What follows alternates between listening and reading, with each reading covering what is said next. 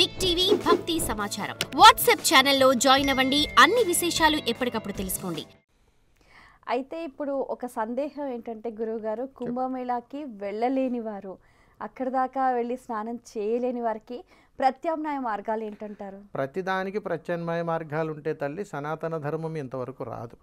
అవకాశం మేరేంటంటే ఇది కాకపోతే ఇంకొకటి, ఇది కాకపోతే ఇంకొకటి అని చెప్పి మనం వెసులుబాట్లు ఏర్పాటు చేసుకున్నాము తప్ప వాస్తవికంగా ఎందులోనూ కూడా సర్దుబాట్లు ఉండవు. అవకాశం కుదరలేదు, రావడానికి అవకాశం లేదు, మనకు అంతవరకే మనకు మోక్షం అనుకోలే తప్ప దీనికి ప్రత్యామ్నాయం ఏమైనా ఉన్నదా అంటే ఉదాహరణకు మీకు చెబుతాను. వెళ్ళటానికి అవకాశం లేదు, ఇంటి దగ్గర బోర్ కొట్టి నీళ్లు తీసుకొని స్నానమాచరణ చేస్తారు. ఏదైతే ఉంది గంగాజలమే కదా అని వేసుకుంటారు. 24% 10% పుణ్యం వస్తుంది.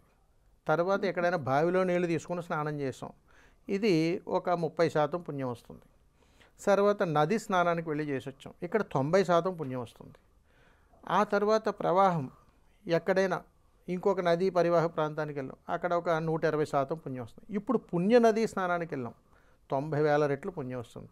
సాక్షాత్తు గంగానదిలోనే స్నానం చేసాం, ఈ పుణ్యనదిలో చేసిన దానికంటే కొన్ని 100 రెట్లు పుణ్యం వస్తుంది. ఎందుకనంటే భగవత్ స్వరూపంగా భావించేటువంటి ఏ నదీ పరివాహంలో కానీ ఎక్కడ కూడా రాజీ పడకూడదు తల్లి. మనకు అవకాశం వెసులుబాటును సర్దుకోకూడదు. అవకాశం వచ్చినప్పుడు దాన్ని సద్వినియోగం చేసే ప్రయత్నమే చేయాలి. For more videos like this, subscribe Big TV channel.